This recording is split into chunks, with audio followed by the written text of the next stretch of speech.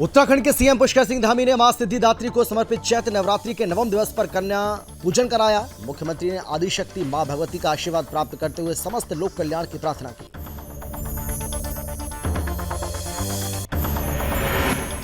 केंद्रीय स्वास्थ्य मंत्री मनसुख मांडविया का उत्तराखंड दौरा। मनसुख मांडविया का सीएम धामी ने किया भव्य स्वागत। मनसुख मांडविया और सीएम धामी ने कई मुद्दों को लेकर बातचीत की।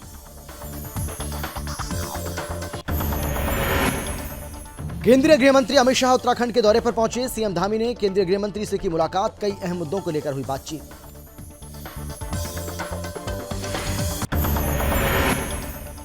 चारधाम यात्रा की तैयारियां हुई तेज। चारधाम यात्रा को लेकर बोले केंद्रीय स्वास्थ्य मंत्री, इस बार चारधाम यात्रा में तीर्थयात्रियों का हेल्थ का रखा जाएगा विशेष ध्यान। केंद्रीय स्वास्थ्य मंत्री डॉक्टर मनसुख मांडविया उत्तराखंड के दौरे पर जन औषधि केंद्र का किया निरीक्षण। मनसुख मांडविया ने कहा, आज जन औषधि केंद्र के तहत लोगों को मिल रहा है बहुत फायदा।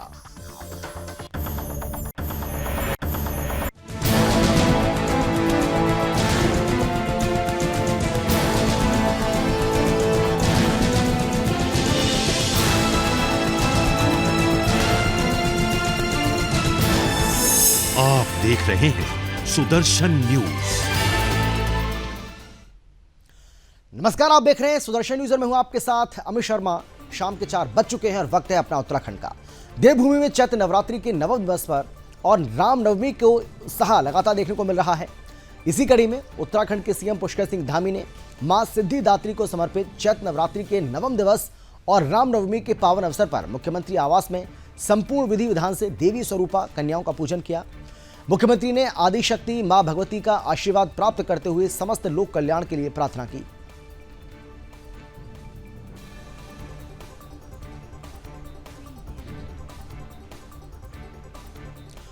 केंद्रीय स्वास्थ्य मंत्री डॉक्टर मनसुख मांडविया उत्तराखंड के दौरे पर हैं। केंद्रीय स्वास्थ्य मंत्री मनसुख मांडविया का उत्तराखंड के सीएम पुष्कर सिंह धामी ने जीटीसी हेलीपैड पर जोरदार स्वागत किया। इस दौरान मनसुख मांडविया और सीएम धामी ने कई मुद्दों को लेकर बातचीत भी की है।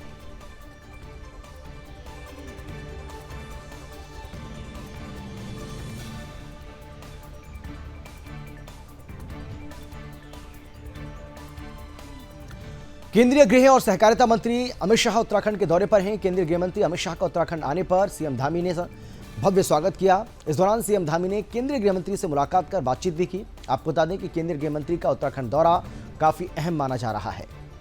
तो ये तस्वीर आपको हम दिखा रहे हैं, ये उस वक्त की तस्वीरें हैं जब हेलीपैड पर जब गृह मंत्री अमित शाह पहुंचे। उस दौरान उत्तराखंड के सीएम पुष्कर सिंह धामी ने उनका भव्य स्वागत किया। उस वक्त की तस्वीर आपको हम दिखा रहे हैं।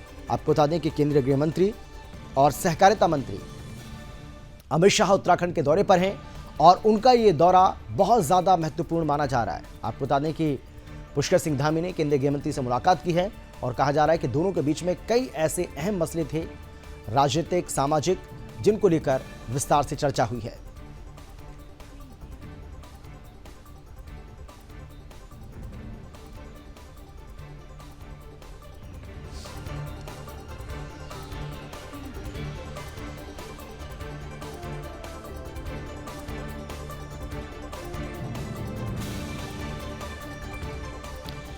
अप्रैल महीने से शुरू हो रहे चारधाम यात्रा को लेकर सभी तैयारियों को अंतिम रूप दिया जा रहा है। प्रदेश में 22 अप्रैल से चारधाम यात्रा शुरू हो रही है। वहीं केंद्रीय स्वास्थ्य मंत्री डॉक्टर मनसुख मांडविया ने कहा है कि प्रदेश सरकार की ओर से केंद्र से चारधाम यात्रा को लेकर जो सहयोग मांगा जाएगा उसे पूरा करेंगे। केंद्रीय स्वास्थ्य मंत्री ने कहा कि चारधाम यात्रा के दौरान आने वाले तीर्थयात्रियों को हेल्थ की दृष्टि से कोई दिक्कत ना हो, उसका पूरा ध्यान रखा जाएगा।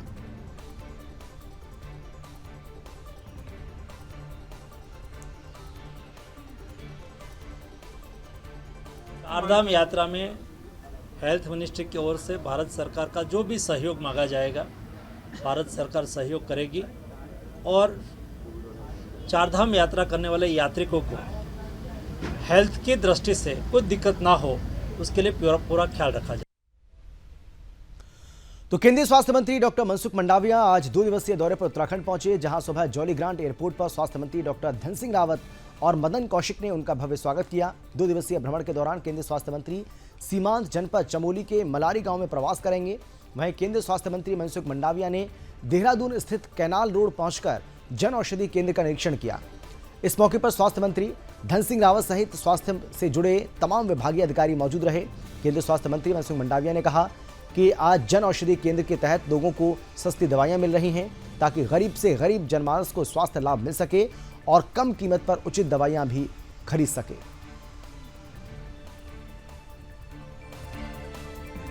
देहरादून जन औषधि केंद्र पर है। प्रधानमंत्री जी ने देश में सभी लोगों को सस्ती दवाएं मिलनी चाहिए और बिना दवाएं नहीं मिलने से किसी के घर पे परिवार में मृत्यु की नौबत नहीं आनी चाहिए। मुझे जन औषधि केंद्र के मालिक बता रहे हैं, पहले लोग कहते थे कि अच्छी होगी, इतनी सस्ती होगी तो क्वालिटी होगी। तो जन औषधि केंद्र के हमारे संचालक कहते थे कि एक बार ले जाओ और आपको रिजल्ट मिले तो फिर से लेने के लिए आना। आज ऐसे कई ग्राहक हैं, कई पेशेंट हैं, वो आज उसके लिए ज़रूरी कैंसर की मेडिसिन ये जन औषधि केंद्र से लेते हैं। उत्तराखंड में एक बार फिर से जनता को महंगाई का झटका लगा है। प्रदेश में 1 अप्रैल से बिजली महंगी हो गई है। उत्तराखंड विद्युत नियामक आयोग ने बिजली दरों में जन सुनवाई के बाद 9.64% की बढ़ोतरी कर दी है। अब प्रदेश के 4 लाख घरेलू उपभोक्ताओं को 10 पैसे प्रति यूनिट की बढ़ोतरी के साथ बिजली का बिल जमा करना होगा। नियामक आयोग के अध्यक्ष डीपी गैरोला और सदस्य तकनीकी M.K. जैन ने टैरिफ जारी कर कहा है कि बिजली की नई दरें आगामी 1 अप्रैल से लागू होंगी। हालांकि नियामक आयोग ने फिक्स चार्ज में कोई बदलाव नहीं किया है।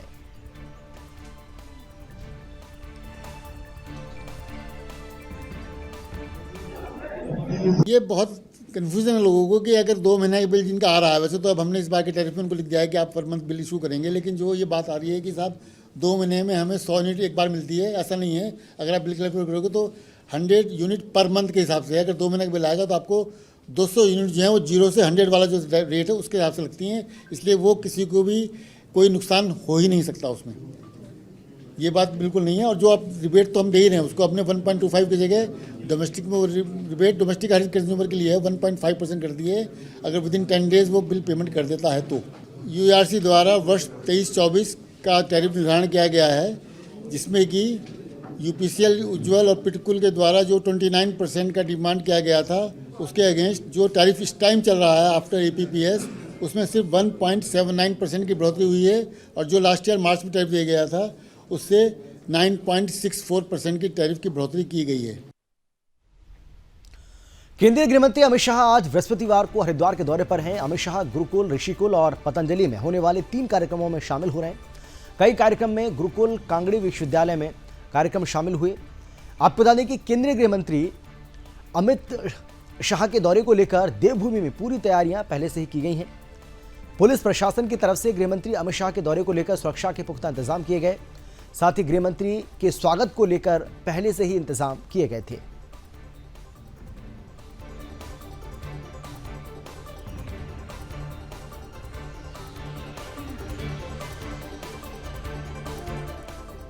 उत्तराखंड के रामनगर में बुधवार को प्रदेश के मुख्यमंत्री पुष्कर सिंह धामी ने रामनगर का दौरा किया, जहां लोगों ने सीएम धामी का जोरदार स्वागत किया।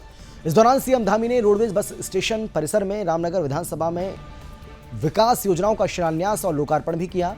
साथ ही सीएम धामी ने जनता को संबोधित करते हुए कहा कि प्रदेश सरकार का लक्ष्य है कि अंतिम छोर के हर व्यक्ति तक विकास की किरण पहुंचे, जिसको लेकर सरकार जनता के बीच पहुंच रही है। उन्होंने कहा कि जनता का हित सर्वोपरि है। उन्होंने अपने संबोधन के दौरान सरकार की कई योजनाओं का बखान भी किया। तो वहीं मुख्यमंत्री पुष्कर सिंह धामी ने रामनगर में बस पोर्ट के लिए 28 करोड़, पॉलिटेक्निक भवन के लिए 15 करोड़, रामनगर के नंदा लाइन सौंदर्यीकरण के लिए 2 करोड़, पुरानी तहसील परिसर में बहुमंजिला पार्किंग के लिए 13 करोड़ रुपए की योजनाओं सहित कई अन्य योजनाओं का शिलान्यास और लोकार्पण किया। इसके साथ ही स्थानीय विधायक दीवान सिंह बिष्ट की तरफ से रामनगर के विकास को लेकर सौंपे गए मांग पत्र में भी मुख्यमंत्री की ओर से शहर के विकास को लेकर कई अन्य घोषणाएं की गईं।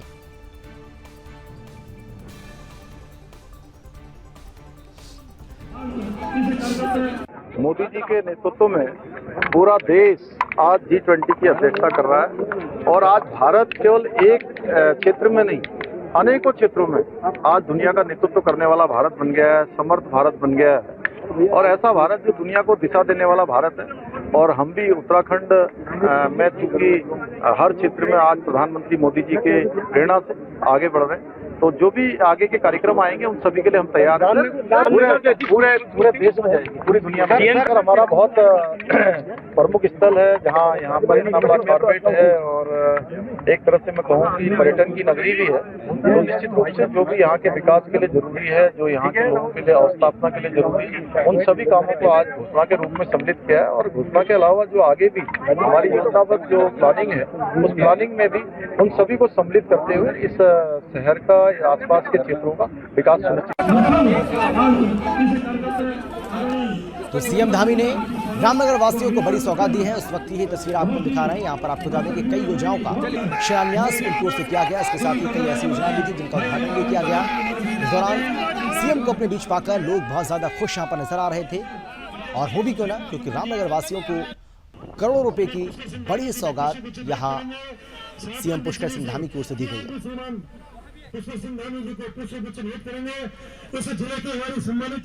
देवभूमि उत्तराखंड में चारधाम यात्रा शुरू होने वाली है। चारधाम यात्रा को लेकर तैयारियां जोरों से चल रही हैं। वहीं चारधाम यात्रा के नजदीक आते ही बीआरओ ने गंगोत्री नेशनल हाईवे धरासू के डेंजर जोन को बीआरओ के उच्च अधिकारियों ने निरीक्षण किया है। आपको बता दें कि पहाड़ खड़ा होने के कारण बीआरओ के लिए यह पैच मुसीबत बनी हुई है। इस बार चारधाम यात्रा में धरासू पैच ठीक कर पाना किसी चुनौती से कम भी नहीं है। धरासू से दोनों धामों का रास्ता अलग अलग निकल जाता है। यात्रा को सुगम और सुरक्षित बनाने के लिए बीआरओ हर संभव प्रयास भी कर रहा है। बीआरओ के उच्च अधिकारियों ने ऋषिकेश से गंगोत्री तक रोड का निरीक्षण भी किया। जिलाधिकारी अभिषेक रुहेला ने यात्रा रूट को सेक्टर मजिस्ट्रेट मजिस्ट्रेट हैं उनको जिम्मेदारी सौंपी है। धरासू और रतूड़ी सेरा में डेंजर जोन में हैं। इस यात्रा काल में देश विदेशों के यात्रियों को इन जगहों से परेशानी से गुजरना पड़ेगा। दोनों धामों में व्यवस्थाएं गतिमान है, अभी चल रहे हैं काम। जहां एक और सड़कों को सुधार करने का प्रयास लगातार चल रहा है। साथ ही साथ यमुनोत्री पैदल मार्ग पे भी अनेक सुधार के कार्य किए गए हैं और यात्रियों की सुविधाओं के लिए और घोड़ा खच्चर व्यवस्थाओं को बेहतर करने के लिए भी कार्रवाई गतिमान है। और इसके साथ ही यात्रा रूट को सेक्टर्स में विभाजित किया गया है और प्रत्येक सेक्टर के लिए सेक्टर ऑफिसर निर्धारित किए गए हैं। उनके साथ भी हमारे द्वारा एक बैठक की गई है कि वो उनके दायित्व क्या रहेंगे और किस प्रकार से यात्रा व्यवस्था को संचालित किया जाएगा। वहीं दूसरी ओर पुलिस भी जो पीआरडी के स्वयंसेवक होते हैं जिनको तैनात किया जाता है, उनको ट्रेन करने के लिए प्रशिक्षण कैंप चला रही है। और साथ ही साथ जो घोड़ा खच्चर इस यात्रा में आते हैं उनका पूर्व में ही पंजीकरण हो जाए, एक ऐसा प्रयास चल रहा है। जिला प्रशासन में जिला पंचायत और जो वेटनरी है, पशुपालन विभाग है, उनके द्वारा गांव-गांव जाकर कैंप लगाए जा रहे हैं। और प्रयास ये है कि यात्रा शुरू होने से पहले अधिकतम जो हमारे घोड़ा खच्चर के जो संचालक हैं वो अपने पशुओं का पंजीकरण करा लें और जो स्वस्थ पशु है वही इस यात्रा में फिर प्रतिभाग करें। तो चारधाम यात्रा शुरू होने वाली है। श्रद्धालुओं को किसी तरह की कोई परेशानी ना हो, इसको ध्यान में रखते हुए प्रशासन की ओर से, सरकार की ओर से तमाम तरह के वो एहतियाती कदम उठाए जा रहे हैं जिससे कि यात्रियों को, श्रद्धालुओं को किसी तरह की कोई परेशानी ना हो। और यही वजह है कि स्थानीय प्रशासन की ओर से सभी तैयारियों को जल्द अमली जामा पहनाने की पूरी कोशिश की जा रही है और इस बाबत निर्देश भी जारी किए गए। अधिकारियों ने नेशनल हाईवे का निरीक्षण भी किया है और इसमें ये देखा कि किसी तरह की कोई दिक्कत श्रद्धालुओं को ना आए, इसके लिए पूरी तैयारी यहां पर की जाए।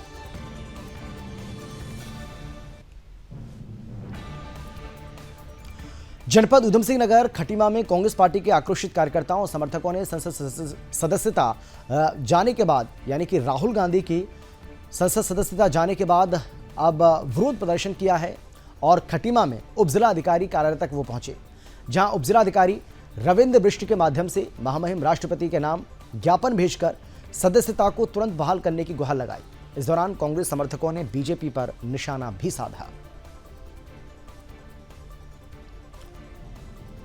तो राहुल गांधी की सांसदी जाने के बाद तमाम जो कांग्रेस पार्टी के कार्यकर्ता हैं वो विरोध कर रहे हैं और उत्तराखंड के खटीमा में भी कांग्रेस कार्यकर्ताओं ने प्रोटेस्ट किया और इस बाबत एसडीएम को एक ज्ञापन भी सौंपा, यानी कि एसडीएम के माध्यम से राष्ट्रपति को ये ज्ञापन उनकी ओर से भेजा गया है जिसमें ये कहा गया है कि राहुल गांधी की जिस तरीके से सांसदी गई है वो ठीक नहीं है, लोकतंत्र के लिए अच्छा नहीं है। कांग्रेस पार्टी बार बार इस बात की दुहाई दे रही है कि राहुल गांधी की सांसदी को इस तरीके से छीनना, जबकि अदालत की ओर से उनको 1 महीने का वक्त दिया गया था, लेकिन जल्दबाजी में जिस तरीके से लोकसभा सचिवालय की ओर से फैसला लिया गया वो किसी भी सूरत में ठीक नहीं है और लोकतंत्र के लिए ये एक काले धब्बे की तरह है। यानी कि कांग्रेस पार्टी के तमाम कार्यकर्ता, कांग्रेस की ओर से इस तरीके की जो बातें हैं वो की जा रही हैं। उत्तराखंड के लालकुआं में चोरी का मामला सामने आया है। आपको बता दें कि लालकुआं थाना क्षेत्र के अंतर्गत गुमटी स्थित नारायणपुरम कॉलोनी में लगी सौर ऊर्जा स्ट्रीट लाइट के बैटरी पर अज्ञात चोरों ने हाथ साफ कर दिया। आपको बता दें कि चोरों ने सौर ऊर्जा स्ट्रीट लाइट के बैटरी को चोरी कर फरार हो गए। वहीं आसपास के घरों में लगे सीसीटीवी कैमरों में चोर चोरी की गई बैटरी को सर पर रखकर ले जाते दिखाई दे रहे हैं। आपको ये भी बता दें कि लालकुआं कोतवाली क्षेत्र में इन दिनों चोर बहुत ज़्यादा सक्रिय हैं। क्षेत्र में आए दिन चोरी की घटनाएं हो रही हैं, जिससे स्थानीय लोगों में आक्रोश बना हुआ है। चोरी की वारदात की सूचना लोगों ने पुलिस को दी है, जिसके बाद पुलिस ने मामले को दर्ज कर लिया है। फिलहाल पुलिस मामले में आरोपियों की तलाश भी कर रही है।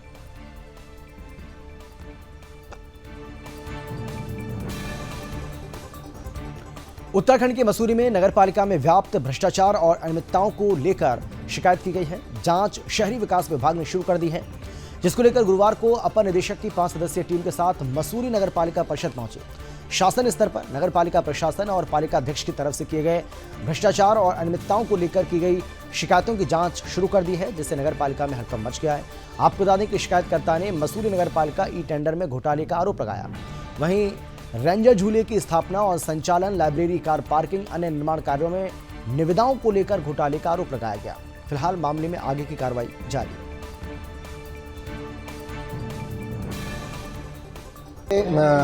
मसूरी के संबंध में निदेशालय स्तर को की गई थी, जिसमें अपर निदेशक महोदय की अध्यक्षता में 3 सदस्यीय कमेटी गठित हुई थी और वो आज यहाँ पे आए हैं फाइल ऑफ निरीक्षण करने। 8 सभासदों ने जो शिकायत कर रखी थी उसका भी संज्ञान लिया गया है? नहीं, ये तो कोई शेखर पांडे थे, उन्होंने शिकायत करी थी, उस पर चलती है। तो फिलहाल जांच चल रही है? हाँ, अभी से जांच चल रही है। तो उत्तराखंड के मसूरी का ये मामला है, जहां पर लेकर ये खुलासा हुआ है। नगर पालिका प्रशासन पर ये गंभीर आरोप लगे हैं भ्रष्टाचार के, और यही वजह है कि अब पूरे मामले की जांच की बात कही जा रही है। मामले में आगे की जांच चल रही है और जांच के बाद ही दूध का दूध और पानी का पानी हो पाएगा। लेकिन नगर पालिका में भ्रष्टाचार के आरोप लगना ये अपने आप में शुरू की जा चुकी है। उत्तराखंड के रामनगर में G20 समिट के तीसरे दिन रामनगर पहुंचे विदेशी मेहमान सुबह कॉर्बेट टाइगर रिजर्व के बिजरानी पर्यटन जोन में भ्रमण पर निकले। इस दौरान कॉर्बेट प्रशासन ने उनकी एंट्री गेट पर कुमाऊनी वेशभूषा में टीका लगाकर उनका जोरदार स्वागत किया लगाया गया। पूरी सुरक्षा के बीच उनकी बिजरानी जोन में एंट्री हुई। वहीं कॉर्बेट पार्क में एंट्री होते हुए विदेशी मेहमान काफ़ी खुश दिखाई दिए। पार्क के अंदर जाने और वन्य जीवों का दीदार करने के लिए काफ़ी उत्साहित भी दिखे। आपको बता दें कि बिजरानी जोन में 38 विदेशी डेलीगेट्स के साथ ही वन संरक्षक ने बताया है कि कॉर्बेट पार्क के बिजरानी एंट्री गेट पर महिलाओं ने पारंपरिक वेशभूषा में उनका स्वागत किया। साथ ही उन्होंने कहा कि प्रदर्शनी के जरिए ये दिखाया जाएगा कि कैसे स्थानीय उत्पादकों को हम प्रमोट कर रहे हैं, जो स्थानीय उत्पाद हैं उनको हम किस तरीके से प्रमोट कर रहे हैं, जिससे स्थानीय लोगों को आजीविका में बढ़ावा मिल रहा है। साथ ही मानव प्रदर्शनी की जाएगी।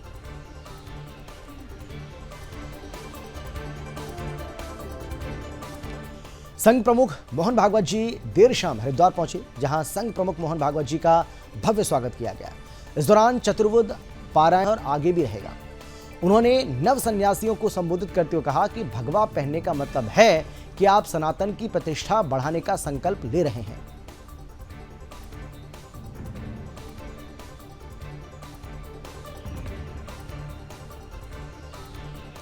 रात अटरिया मंदिर पहुंचा, जहां मेले का शुभारंभ पूर्व विधायक राजेश शुक्ला ने किया।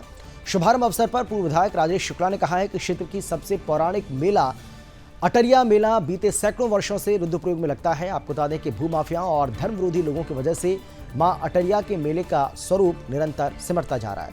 आपको यह भी बता दें कि मां अटरिया धाम में देखा गया।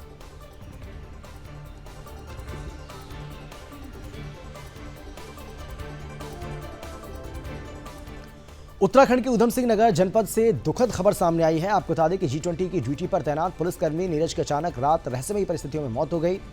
हालांकि कुछ लोग हार्ट अटैक से मौत की बात कर रहे हैं। फिलहाल शव का पंचनामा भरकर पोस्टमार्टम के लिए भेज दिया गया है। वहीं जिले के कप्तान मंजूनाथ TC ने ट्रांजिट कैंप थाने में तैनात थे। साथ ही पुलिस कांस्टेबल नीरज कुमार की ड्यूटी G20 समिट को लेकर रुद्रपुर के DD चौक पर लगाई गई थी, लेकिन अचानक उनकी मौत हो गई।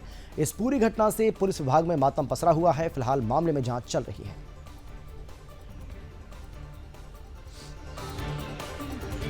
केंद्रीय गृह मंत्री अमित शाह उत्तराखंड के दौरे पर पहुंचे हैं, जहां केंद्रीय गृह मंत्री अमित शाह के साथ इस दौरान लोगों ने केंद्रीय गृह मंत्री अमित शाह का जोरदार स्वागत किया। कई कार्यक्रम में अमित शाह प्रतिभाग कर रहे हैं और सबसे पहले वो गुरुकुल कांगड़ी विश्वविद्यालय के 113वें दीक्षांत समारोह में पहुंचे। यहां वो 182 छात्रों को गोल्ड मेडल और 181 छात्रों को PhD की उपाधि देंगे।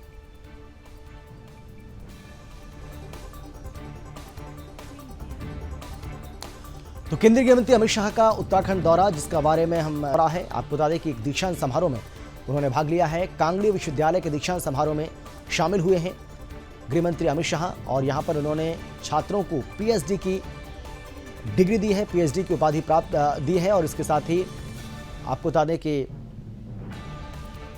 महत्वपूर्ण इसलिए भी ये दौरा माना जा रहा है क्योंकि प्रदेश की राजनीति से जुड़े बहुत सारे ऐसे मसले हैं जिनको लेकर चर्चा करेंगे मुख्यमंत्री पुष्कर सिंह धामी के साथ गृह मंत्री अमित शाह। और बताया जा रहा है कि दोनों के बीच में मुलाकात हुई भी है। लेकिन ये जो तस्वीर आपको हम दिखा रहे हैं, ये तस्वीरें उस वक्त की हैं जब आपको बता दें कि केंद्रीय गृह मंत्री अमित शाह यहाँ पहुँचे और यहाँ PhD के जो छात्र हैं उनको उन्होंने PhD की उपाधि दी है, PhD की डिग्री उनको दी। विधानसभा क्षेत्र चौबट्टा खाल में ग्रामीणों ने सड़क सुविधा से वंचित हैं। वहीं ग्रामीणों ने यहां तक कि CM पोर्टल पर भी सड़क की गुहार लगाई है, लेकिन तब भी इनकी मांग पूरी नहीं हो पाई। ग्रामीणों ने एक बार फिर से DM डॉक्टर आशीष चौहान से मदद की गुहार लगाई है। DM ने भी ग्रामीणों को सड़क पहुंचाने का आश्वासन दिया। ग्रामीणों की माने तो गांव में सड़क पहुंचाने को लेकर कई बार स्थानीय विधायक से सड़क बनाने की मांग की गई। फिलहाल ग्रामीणों को DM डॉक्टर आशीष चौहान ने आश्वासन दिया है।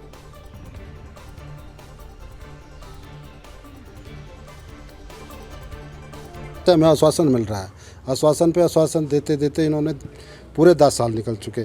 अभी भी 1 महीने पहले से हमने CM पोर्टल पे कंप्लेंट कर रखी है। उसके बावजूद इन्होंने मेरे को सारी फाइल का ये बताया है कि आज वहाँ चलेगी, कल वहाँ चलेगी, परसों ये चलेगी। लास्ट में इन्होंने मेरे को ये कहा है कि आपके आया है और ये कहा है कि आपकी जो फाइल है वो डेपो के यहाँ जा चुकी है। तो इन्होंने मेरे को ये की बात यही कही थी कि एक बार आप DM साहब से मिलके और इसके ऊपर DM साहब जो संज्ञान लेंगे वो कार्रवाई करेंगे। केस बना हुआ है और फॉरेस्ट के कुछ ऑब्जेक्शंस के बाद में यूज़र एजेंसी के पास में फाइल आई है। तो इस संबंध में यूज़र एजेंसी को निर्देश दिए गए कि शीघ्र आपत्तियों का निराकरण करके प्रोसेस को एक्सपेडाइट करें। उत्तराखंड के पौड़ी जिला मुख्यालय पौड़ी में लंबे अवकाश के बाद फिर से SSP श्वेता चौबे ने कार्यभार संभाल लिया है। इस बीच पूरी दिशा निर्देश भी दिए हैं। इस बीच उन्होंने पर्वतीय क्षेत्रों में वाहनों की गति सीमा निर्धारित करने के निर्देश भी जारी किए। इस मौके पर उन्होंने अधिकारियों को यातायात व्यवस्था को सुधारने के साथ ही सड़क दुर्घटना की घटनाओं पर अंकुश लगाने के आदेश भी दिए हैं। SSP श्वेता चौबे ने कहा है कि निर्धारित गति से तेज वाहन चलाने वालों के खिलाफ चालानी कार्रवाई अमल में लाई जाएगी। इस दौरान अपर जिलाधिकारी के साथ कई पुलिस अधिकारी भी मौजूद रहे। आज जो पौड़ी जनपद की हमारी एक कमेटी गठित, हाईवे हैं, स्टेट हाईवेज हैं, हमारी जो इंटरनल रोड्स हैं उनमें क्या स्पीड लिमिट होनी चाहिए उसको लेकर विस्तार में चर्चा की गई। और स्पेशली जिन बिंदुओं को ध्यान में रखा गया कि कहाँ कहाँ हमारे ब्लैक स्पॉट्स हैं, कहाँ ढालदार रोड है और कहाँ कहाँ घुमावदार रोड है, उन सभी पॉइंट्स को दृष्टिगत रखते हुए विशेषकर चर्चा हुई है। उसको भी लेकर एक विस्तृत रिपोर्ट तैयार करके इसको मुख्यालय भेजा जाए। उत्तराखंड के रामनगर में उस समय हड़कंप मच गया जब ग्राम टेढ़ा में 2 सगे भाइयों की गौशाला में अज्ञात कारणों से अचानक आग लगी। आग की लपटें इतनी जबरदस्त थीं कि देखते देखते आग पूरी गौशाला को अपनी चपेट में ले चुकी थी, जिससे आग चारों तरफ गौशाला में फैल गई और पूरी गौशाला जलकर राख हो गई। साथ ही गौशाला में बंधे 8 जानवर जलकर बुरी तरह से राख हो गए, जिसके बाद स्थानीय लोगों ने पुलिस और दमकल विभाग को सूचना दी, जिसके बाद मौके पर पहुंची दमकल विभाग ने कड़ी मशक्कत के बाद ग्रामीणों के साथ मिलकर आग पर काबू पाया। वहीं पीड़ित परिवार प्रशासन से आग में हुए नुकसान को लेकर मुआवजे की मांग कर रहा है। आग कैसे लगी इसका पता नहीं चल सका है। फिलहाल आग कैसे लगी इसका पता लगाया जा रहा है। लगभग 8 जानवर मरे हैं। तो ऐसे हमें सूचना मिली थी 112 से, तो हमने पहले अपनी एक गाड़ी भेजी, उसके बाद दूसरी गाड़ी हमारी वहाँ G20 में थी तो उससे भी मंगा लिया है। तो अब दूसरी गाड़ी भी पहुँच गई है, तो ये इनका काफ़ी नुकसान हो गया है ज़्यादातर। सर इसका हमें कुछ पता नहीं लग पा रहा है आखिर कैसे घटना हुई है। 8 मवेशी थे मेरे पास में, सब जल के राख हो गया, मेरे पास कुछ नहीं बचे। अब ये पता लगा कि जैसे यहाँ पर बच्चे खेल रहे थे, उन्होंने बताया तो जितनी देर में हम यहाँ पर पहुँचते तो इतनी देर में सब कुछ तबाह हो गया था, कोई मौका नहीं मिला किसी जानवर को बचाने का। 8 मवेशी थे मेरे इसमें, जिसमें कि 4 गाय थे, 3 बच्चे थे उनके, 1 भैंस, जिसमें से 2 गाय 1 भैंस ब्याने वाली थी मेरी। अभी तो मैं प्रशासन से निवेदन है मेरा कि उचित मुआवजा दिलाने की कृपा करें। ब्रिगेड की गाड़ी हाँ आधा पौन घंटा समथिंग लेट आई है। जब मैंने कॉल किया था उनको तो इतना टाइम लिया उन्होंने आने में। शायद हो सकता है थोड़ा G20 की वजह से, इसकी वजह से भी लेट हो सकते हैं। तो गौशाला में अचानक से आग लग गई और आग लगने के बाद यहाँ पर हड़कंप मच गया। 8 मवेशी इस आग में जलकर राख हो चुके हैं। साथ ही गौशाला में बंधे 8 जानवर, जिस तरीके से हमने आपको बताया कि जलकर राख हो गए, उनकी मौत हो गई। हालांकि आग कैसे लगी इसके कारण अभी तक पता नहीं चल पाए। इसकी जांच की जा रही है कि आग किन कारणों से लगी है, लेकिन गौशाला में अचानक से आग लगने के बाद यहाँ पूरी तरह से हड़कंप मच गया। आनन फानन में दमकल विभाग को कॉल की गई और दमकल विभाग की कई गाड़ियाँ मौके पर पहुँची। हालांकि ग्रामीणों ने भी दमकल विभाग का पूरा साथ दिया और दमकल विभाग के कर्मचारियों और ग्रामीणों की कड़ी मशक्कत के बाद इस आग पर काबू पाया गया है। हालांकि पीड़ित परिवार की ओर से अब प्रशासन से आग में हुए नुकसान की भरपाई करने की मांग की जा रही है, मुआवजे की मांग की जा रही है। लेकिन जिस तरीके से हमने आपको बताया कि इस आग के लगने के क्या कारण रहे, इस बारे में कुछ भी स्पष्ट नहीं कहा जा रहा है, लेकिन इसकी जांच की जा रही है। और फिलहाल इतना ही, लेकिन देश और दुनिया की बाकी खबरों के लिए आप देखते रहिए सुदर्शन न्यूज। आप देख रहे हैं सुदर्शन न्यूज।